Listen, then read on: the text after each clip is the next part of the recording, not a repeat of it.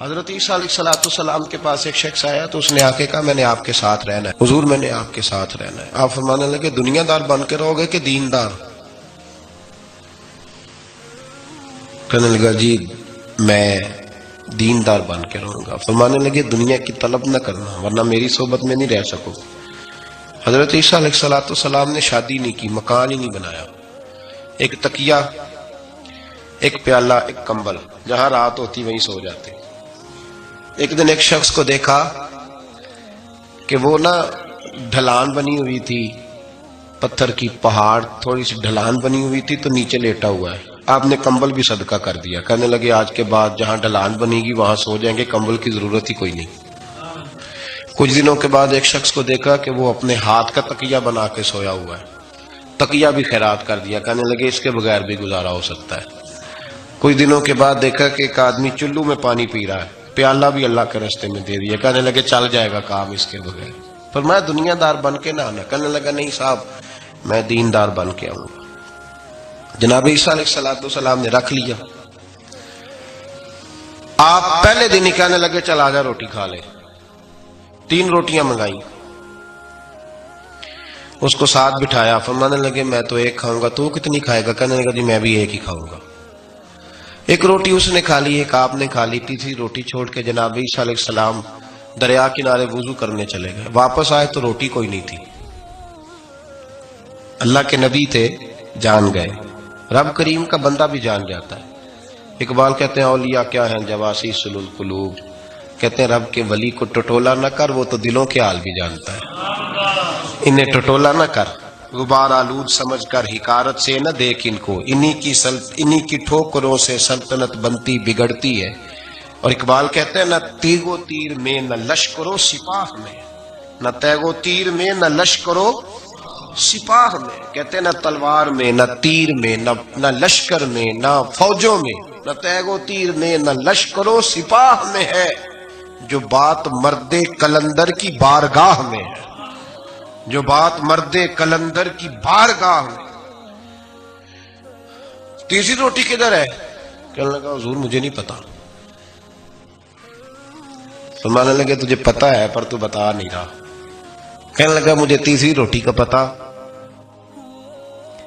حضرت عیسیٰ علیہ السلام ایک ہرنی جا رہی تھی، اس کے ساتھ 2 بچے تھے، آپ نے ایک بچہ پکڑا، اس کو ذبح کیا، لکڑی جلائی، اس کو بھونا، اس کو بھی کھلایا، خود بھی کھایا، ہڈیاں جمع کر دیں۔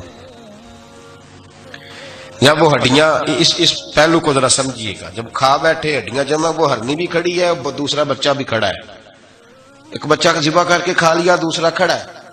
جب پیٹ بھر لیے وہ بھی ڈکار لینے لگا سامنے، تو حضرت عیسیٰ علیہ السلام ہڈیوں سے کہنے لگے چلو اٹھ جاؤ اللہ کے حکم سے۔ اور بکری کا ہرنی کا بچہ پھر سے زندہ ہو گیا، وہ چلا گیا، ماں اس کو ساتھ لے کے روانہ۔ فرمانے لگے دیکھ اللہ نے مجھے معجزہ دیا ہے، ہم نے کھا بھی لیا ہے اور بچہ چلا بھی گیا ہے، ہمارے پیٹ میں ہے بھی، اور اب تو بتا دے روٹی کس نے کھائی ہے؟ کہنے لگا جی مجھے نہیں پتا، نہیں پتا مجھے۔ حضرت عیسیٰ علیہ السلام اس کو ساتھ لے کے بڑھے تو دریا کے اوپر، پانی کے اوپر پیدل چلنے لگے، دریا پار کر گئے۔ فرمانے لگے تو پانی پہ چلتا رہا ہے، سارا پانی کراس کر گیا ہے تو ڈوبا نہیں، اب بتا دے روٹی کس کے پاس ہے؟ کہنے لگا نہیں پتا، مجھے پتا۔ اللہ اکبر، کیا خوب لفظ کہہ گئے سجادہ نشین حضرت پیر میرے علی شاہ صاحب رحمت اللہ علیہ، بے قدرہ کچھ قدر نہ جاتی، کھیتی خوب تسلی ہو، اے دنیا دار پجاری زردے کتے آندے گل ٹلی ہو۔ سارا دریا اتنا بڑا دیکھتے ہیں لوگ جو آتے ہیں نا درویشوں کے پاس، بڑے رنگ دیکھتے ہیں پر بدلتے نہیں، رنگ بڑے دیکھتے ہیں پر اپنے آپ کو تبدیل، او بانج فقیروں کسے نہیں مارے آئے ہوئی چور اندر دا ہو، دیکھتے بڑا کچھ ہے بدلتے نہیں۔